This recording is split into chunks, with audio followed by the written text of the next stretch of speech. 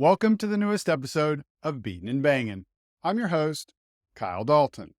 Today's video is our Daytona 500 recap and includes multiple stories from the Great American Race, which didn't disappoint and featured lots of action, including some big crashes and a controversial finish. However, before we get into the race, let's go back a day to Sunday and the pre-race show on Fox. I thought there were a couple of noteworthy interviews that I wanted to talk about, the first of them being with NASCAR President Steve Phelps. He sat down with Fox's Chris Myers and had an interesting conversation on a variety of topics, including Denny Hamlin and fighting. Take a look. You know, right now Denny Hamlin's wearing the black hat for us, and he's doing a tremendous job, and he's leaning into it. That's what we want. I'd like to have 36 Denny Hamlins. Really? Wow, some fans wouldn't like that. But it's personalities, Yes. Right? So someone to root for and someone to dislike, I would say hate. It's good for us. You guys getting out of the car and showing emotion when they win, or, you know, an occasional punch or whatever that might be. I'm not condoning that as far as you know. Right, but you're letting, yes, you're letting. You gotta let these things go. Hamlin later appeared for his own interview on the show and admitted if Phelps wants more of him, he better be prepared to have more Tylenol ready. Speaking of Chris Myers, the veteran broadcaster did his annual Kidding with Chris segment that features the sons of drivers Kyle Larson and Kyle Busch and Clint Bowyer's son, Cash. The group went for a go-karting adventure, and the fun turned a little frightening when Clint Bowyer got aggressive pushing his son. This is what happened. I was pushing Cash, and Cash pushed, he pushed Kyle Busch out of the way and up and over. That's how Put up on his head for crying out There it loud. is. And that, look, That's why they make you sign waivers, but I got a little bump and a little scrape and some bruises from that one, but nothing worse than probably what happened the other night. It was funny to hear Busch bring up signing waivers, and I thought it was also interesting to hear him reference his crash in the duels and how that impact felt. Now, let's move on to the actual race. And it didn't take long for our first incident. You'd think early on the drivers are trying to settle in and get comfortable for a long day of racing. Not Brad Keselowski. The RFK Racing driver co-owner, who is known for his aggressive pushing, did just that and got John Hunter Nemechek squarely, and it set off a chain reaction on lap 5. Interestingly, both Nemechek and Keselowski weren't affected by the incident. However, Harrison Burton, Carson Hocevar, Austin Dillon, and Jimmy Johnson all were. It was a tough break for Seven-Time, who eventually finished 28th, 4 laps down. On the subsequent restart, the drivers did start to eventually settle in. By that, I mean they drove at less than 100% throttle. At Daytona and other superspeedways, the next-gen car has made fuel strategy a thing. That means sometimes during the race, drivers near the front are going around 50% throttle, which means everyone else has to slow down and it stacks up behind them. At one point, AJ Allmendinger was running by himself away from the pack, but was quickly gaining because he was almost 2 seconds faster than the main pack of cars. That prompted a funny comment on Busch's team radio when someone said NASCAR might come out and warn the field for not maintaining minimum speed. At the end of that first stage, Chase Elliott secured his first stage win of the year and was followed by 5 other Chevys right behind him, including Kyle Busch. Unfortunately, the number 8 team had too many men over the wall when someone fell over the wall trying to collect the tire and they suffered a penalty. It was the first of several issues on the night for Rowdy. In the second stage, after a 3-wide start to the action, Joey Logano took command of the race and surged out front. The stage featured our first pit road incident of the year that included John Hunter Nemechek spinning Josh Berry. Ryan Blaney made a hard charge at the conclusion of the stage and passed his Penske teammate Austin Cindric to win the stage and the accompanying points. Busch, once again, had trouble on pit road when his crew didn't get the left front tire secured before he left the pit box. Fortunately, he limped around the 2.5-mile track and didn't lose his wheel. In that final stage, Denny Hamlin introduced himself to the front of the field. So did Corey LaJoie. And Busch, once again, made his way forward. In the final 20 laps, there was plenty of jockeying for position. That jockeying turned disastrous with 9 laps to go when the big one finally happened. It started with Alex Bowman, who was aggressively pushing his HMS teammate, William Byron, who then got into Keselowski who then got into Logano, and the wreck was on. There were a total of 18 cars involved. After a lengthy red flag delay, 3 HMS cars were inside the top 5 for the restart with 4 laps remaining. On that restart, leader Ross Chastain took the outside lane. Byron took the inside.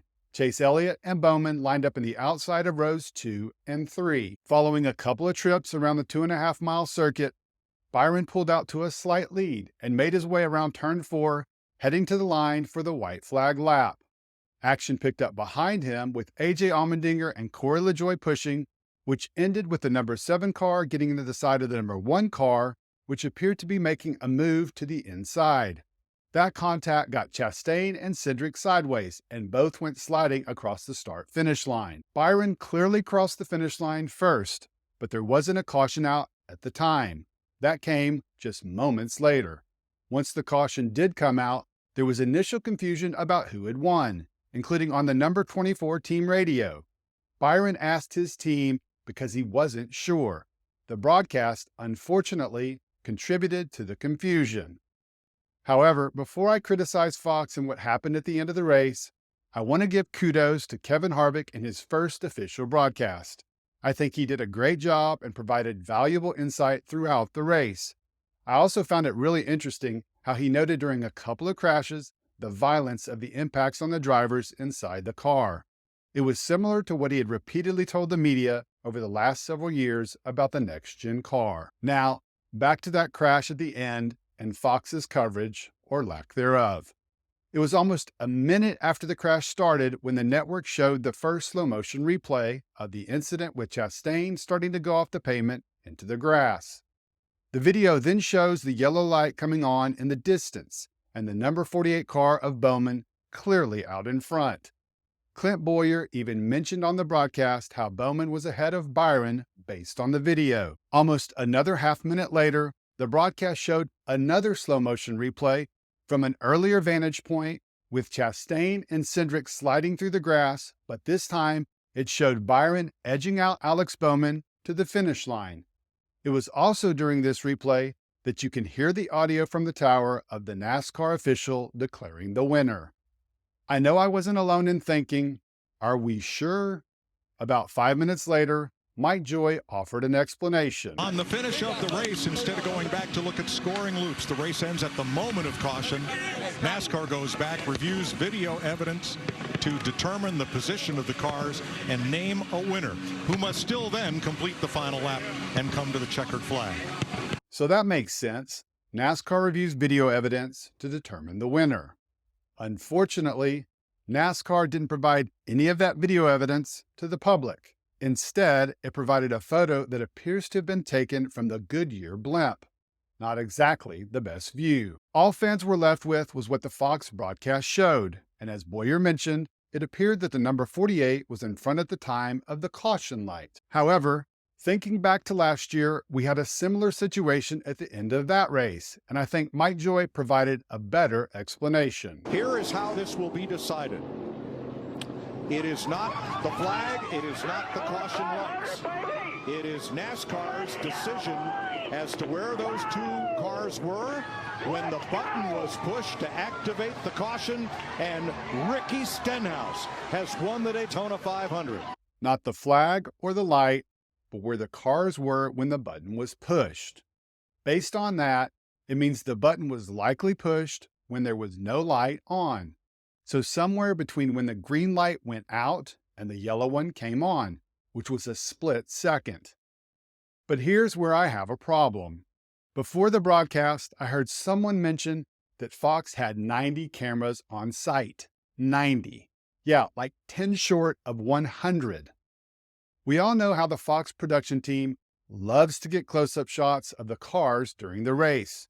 Too close most of the time, when it's better to show a broader view of the entire track. You would think somehow, some way, with 90 cameras, there would be a video showing a close-up of those 2 cars side by side at the exact moment the button was pushed, along with a camera focused on the caution light.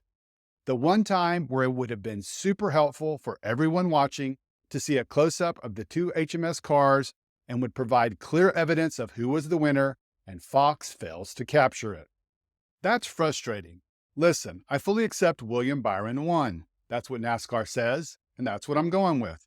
But it would certainly help the sanctioning body gain some credibility if they were more transparent and provided the fans with a view that definitively showed that Byron was the winner moments after the finish.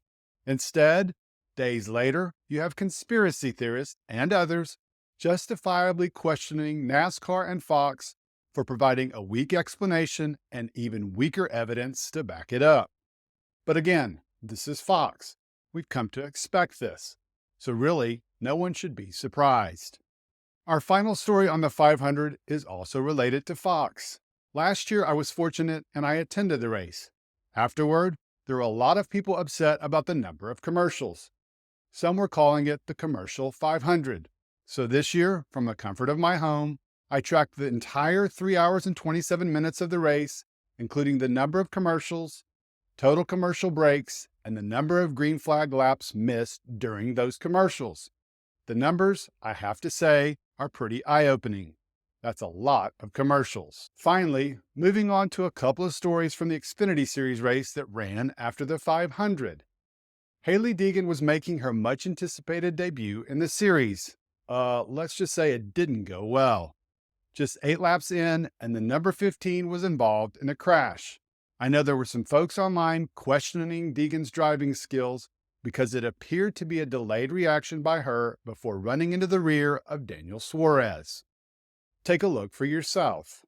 Yeah, looked like a big stack up, really. Yeah, and Daniel got out of the gas, and whoever was right behind Daniel didn't see the stack up or didn't get the word. And there's Hailie running into the back of the Wendy's car. If I'm being honest, it doesn't look good.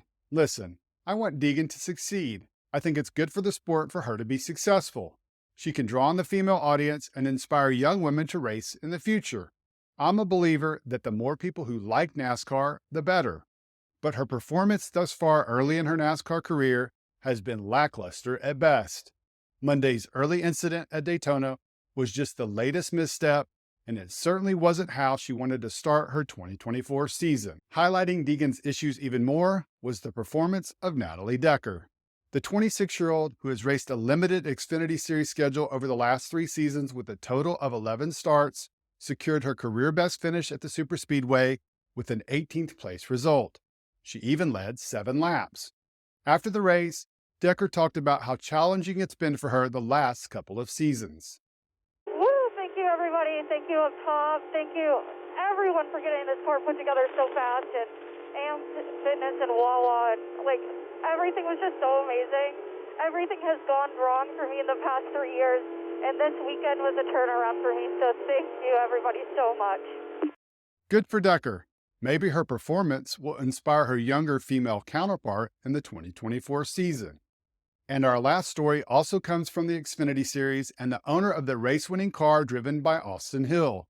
After the race, Richard Childress talked about his driver and his success on the 2.5-mile Superspeedway. And then he made some interesting remarks about Hill's future in the Cup Series. Take a listen. He'll end up in a Cup car one of these days, for sure.